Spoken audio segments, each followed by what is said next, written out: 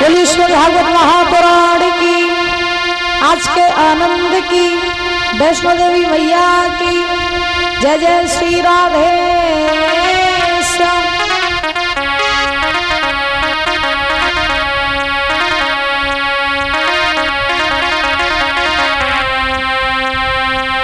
कृष्णाय वासुदेवाय हरे परमात्मने प्रणतः क्लेशनाशाय गोविंदाय नमो नमः।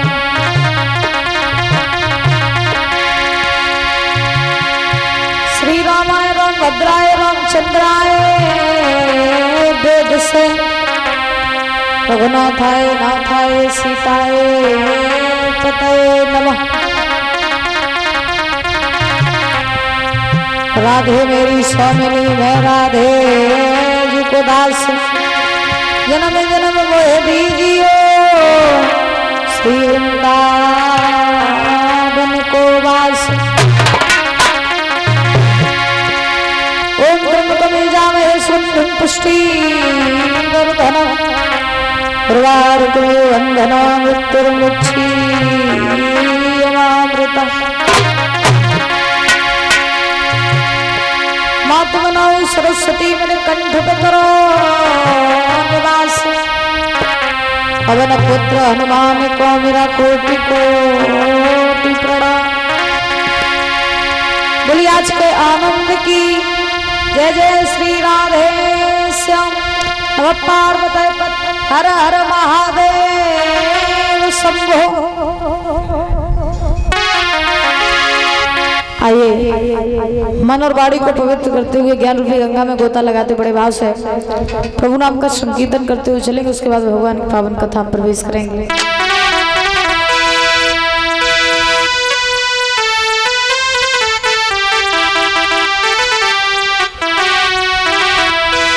कहता है माँ कि पहले तुम्हें मनाता हूँ और तेरी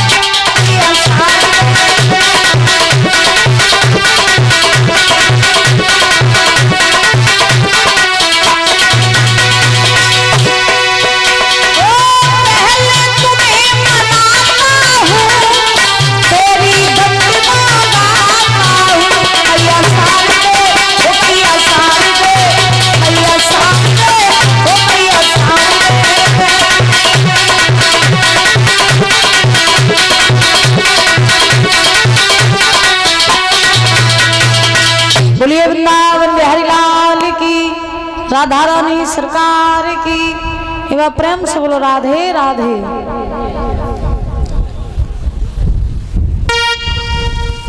आदरणीय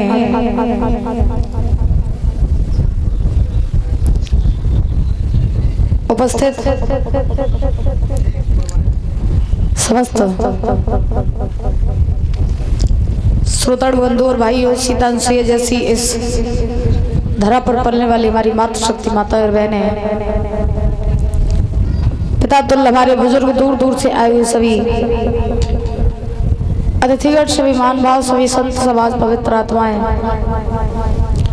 छोटे छोटे बाल गोपाल, प्रेम करने बच्चों, आज सब विराजमान मुख्य जबान परीक्षित जी महाराज, आज भगवान की कृपा से आपके इस पावन धाम में श्री भागवत महापुराण कथा का जो अब अनुष्ठान चल रहा है, इसका आज 7वां दिवस आप पहुंचा है, यानी कथा का अंतिम दिवस, जिसमें हम सभी लोग प्रवेश कर चुके हैं और बड़े भाव से आपसे व्यक्त जो है भगवान की पावन पावन रसमयी कथाओं का रसास्वादन करते हुए आ रहे हैं।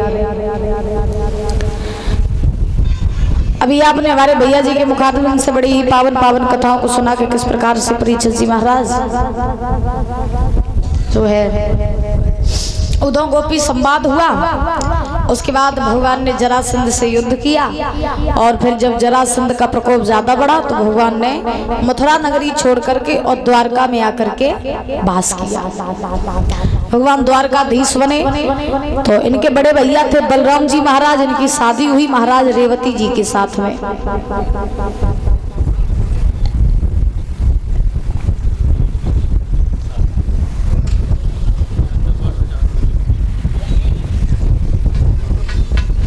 जब महाराज बलराम जी की जो है शादी रेवती जी के साथ में हुई है तो श्री हरि गंगा के किनारे सुखदेव महाराज विराजमान है और राजा परीक्षित को कथा श्रवण करा रहे हैं। हे राजन परीक्षित,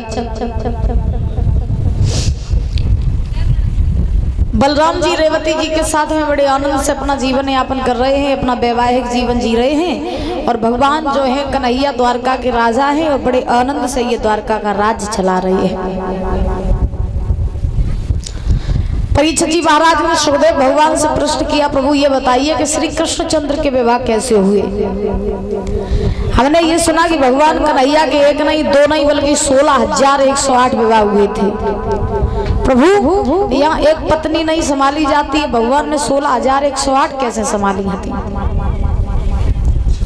तो कृपया बताइए कि वो श्री कृष्णचंद्र के विवाह कैसे हुए, किस प्रकार से हुए और 16,108 विवाह भगवान ने क्यों किए। तो उसी समय महाराज भगवान कन्हैया के पावन चरित्रों की कथा सुना रहे हैं सुखदेव भगवान।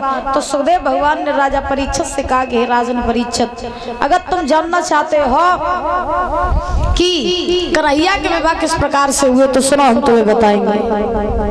भगवान कन्हैया का पहला विवाह हुआ परीक्षित जी महाराज रुक्मणी जी के साथ। किसके साथ? रुक्मणी जी के साथ। ये रुक्मणी जी कौन थी, कहाँ की रहने वाली थी और कैसे विवाह हुआ? तो एक समय की बात कि आज से 5,000 साल पहले एक कुंदनपुर नाम की नगरी थी जिसमें महाराज एक राजा रह रहे थे जिनका नाम था भीष्मक। यही अपना कुदरकोट की पहले कुंदनपुर नगरी थी महाराज। तो कुंदनपुर नगरी में राजा रह रहे थे जिनका नाम था भीष्मक। भीष्मक के घर में 5 पुत्र थे लेकिन इनके घर में कोई बेटी नहीं थी। उसके बाद जब धीरे धीरे समय बीता तो परीक्षित जी महाराज राजा भीष्मक के घर में एक कन्या का जन्म हुआ। जब एक कन्या का जन्म हुआ तो वो कन्या कोई साधारण नहीं बल्कि भागवत जी में महाराज लिखा है, विद्वान कहते हैं कि वो कन्या जो थी वो साक्षात लक्ष्मी का अवतार थी। और जब लक्ष्मी का अवतार थी तो राजा भीष्मक के घर में जब कन्या का जन्म हुआ तो भीष्मक ने बहुत खुशी मनाई, बहुत खुशी मनाई। उनकी खुशी का ठिकाना नहीं रहा। बहुत सारा धन दान किया, बहुत सारी गायों का दान किया। चारों तरफ खुशहाली खुशहाली छा रही है, खूब धन लुटा रहे हैं राजा भीष्मक अपनी बेटी होने पर। उसके बाद में एक दिन बाबा देवर्षि नारद का आगमन हुआ तो नारद जी जैसे ही कुंदनपुर नगरी में आए भीष्मक के महलों में तो भीष्मक ने आसन लगा दिया और नारद जी को बड़े भाव से बैठा लिया आदर के साथ। भीष्मक ने नारद जी से कहा, बोले बाबा आज आप सही समय पर आए। बोले क्यों? भीष्मक ने कहा कि इसलिए कि मेरे घर में ना मेरी एक बेटी ने जन्म लो है, तो वह बेटी की ने हस्तरेखा देख के मुझे बताए दो कि बिटिया ब्याह किनके संगे हुई है, बड़ी हुई के जब का करिए जो नाव का हुई है तो कृपया हमें बताए दे। तो नारद जी बोले ठीक है बता देंगे, बुलाओ अपनी बेटी को। तो भीष्मक की पत्नी थी जिनका नाम था शुद्धमती। तो शुद्धमती आज का बहु के अपनी गोद में उस कन्या को लेकर के आई है और जब कन्या को लेकर के आई तो शुद्धमती ने वही कन्या महाराज दी है राजा भीष्मक को। भीष्मक को जैसे ही दई सो नारद जी ने वह बिटिया की हस्तरेखा देखी सो नारद जी मन ही मन में बड़े खुश भई और नारद जी खुश हो के राजा भीष्मक से बोले हैं राजन। बोले हाँ महाराज। बोले तुम्हारे तो भाग खुली है। बोले कैसे? बोले जब बिटिया थोड़ी ना फिर लक्ष्मी आई है तुम्हारे घर में। हाँ लक्ष्मी? बोले हाँ। सुनो अरे सुना नारद की बात मुनि ने पत्र डालियो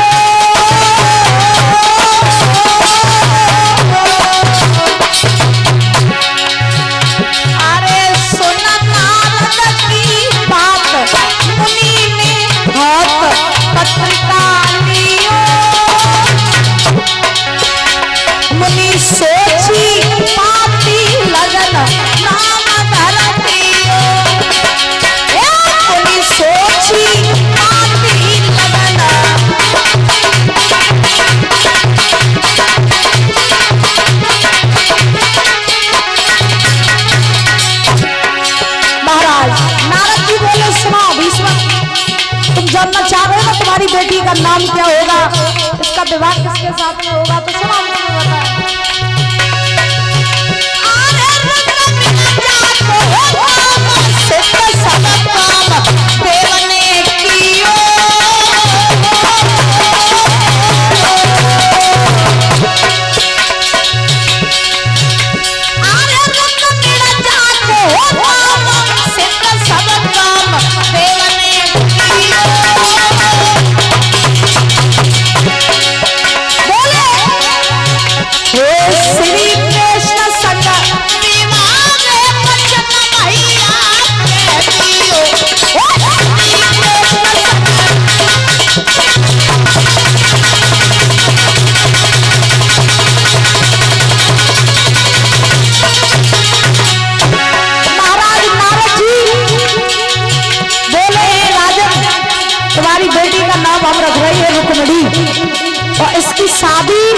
इसकी शादी द्वारकाधीश कन्हैया के संगे हुई है। बिटिया लक्ष्मी है, ये नारायण दमन बन के आज तुम्हारा तो बैकुंठ बन जाए। जो नारद जी की जब बात सुनी भीष्मक ने तो पकड़ लाई नारद जी के।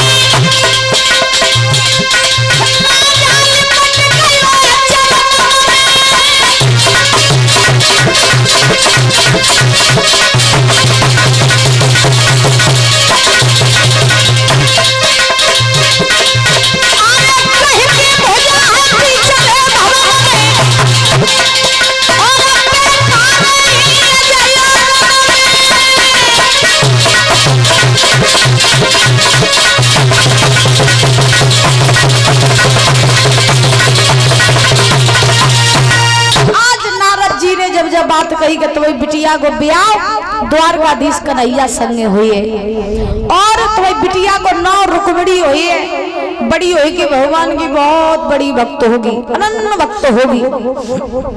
तो कह के नारद जी वहां से चले गए। अब नारद जी जब चले गए तो भीष्मक ने बड़ी खुशी मनाई। अब धीरे धीरे धीरे धीरे महाराज रुक्मिणी जो रहे जे बड़ी भाई और जैसे ही परीक्षित जी महाराज रुक्मिणी बड़ी भाई तो बचपन से ही रुक्मिणी के मन में कृष्ण नाम की भक्ति जो है वो जागृत हो गई। अब बचपन में ही रुक्मणी ने सोची कि कछु हो जाए ब्याह करिए तो कन्हैया संगे, ना तो का हुआ संग ब्याह नहीं करी। अब कन्हैया की लगन कैसे लगी? रुक्मणी के घर महाराज कुछ संत महात्मा आया करते थे, तो संत जो थे ये कृष्ण की गाथा सुनाया करते थे। तो कृष्ण की गाथा सुनते सुनते रुक्मणी महाराज जो रहे बड़ी भाई सोई पई, महाराज गुनाह धेरी करती रही। जैसे ही बड़ी भाई सोई लगन लग गई कि ब्याह उनके संगे करी। अब रुक्मणी बड़ी वहीं धीरे धीरे धीरे धीरे अब तो दशा ऐसी हुई कि महाराज चलते फिरते सोते जगते खाते पीते रुक्मणी को परीक्षित जी महाराज कन्हैया कन्हैया दिखाई देने लगे। अब रुक्मणी को जब कन्हैया कन्हैया दिखाई देने लगे दादा, तो रुक्मणी की सहेलियां जैसे बैठन आती तो कोई दूसरी बात करती, तो रुक्मणी को काऊ की बातें नहीं भाती, उन्हें कन्हैया की बातें भाती। अब कन्हैया की हरैया धर लेती। अब महाराज रुक्मणी की सहेली कौन लगी जाओ तो मोड़ी बनाए बावरी हुई, हाँ जाए कन्हैया के अलावा कोई नहीं दिखाई दे। सुका बहु अब रुक्मणी की दशा ऐसी है कैसी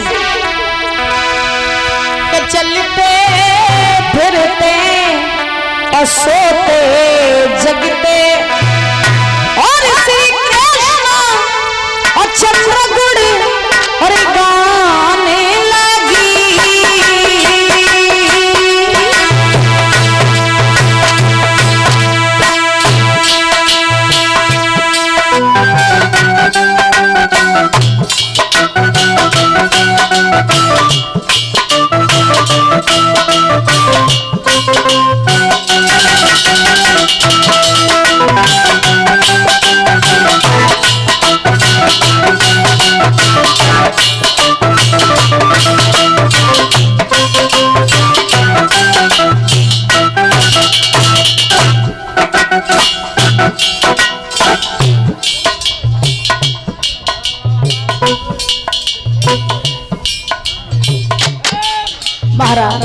रुक्मणी के मन में ऐसी लगन लगी कैसी रानी भैया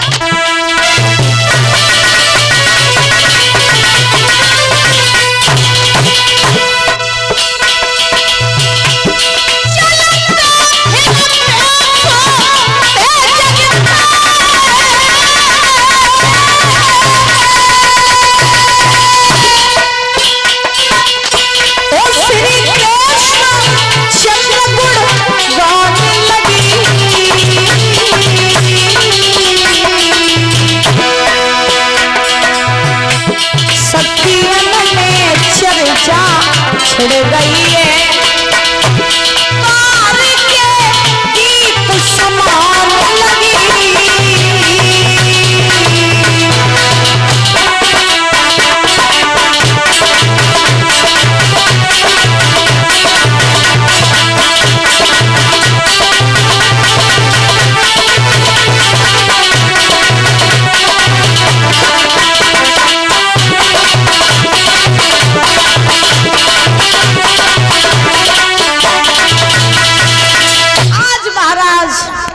रुक्मणी की ऐसी दशा है, खाते पीते चलते फिरते सोते जगते उन्हें कन्हैया कन्हैया दिखाई देने लगे।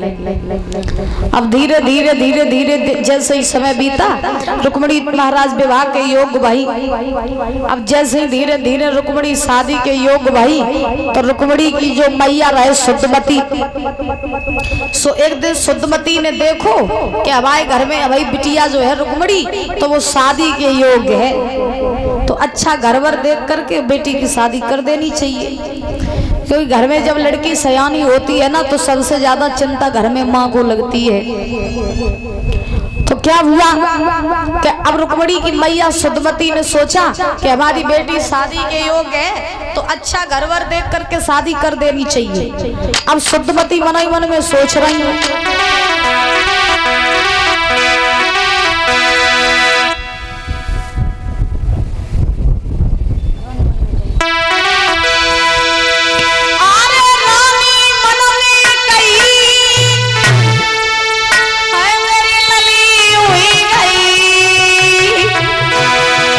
बड़ी मेरी श्याम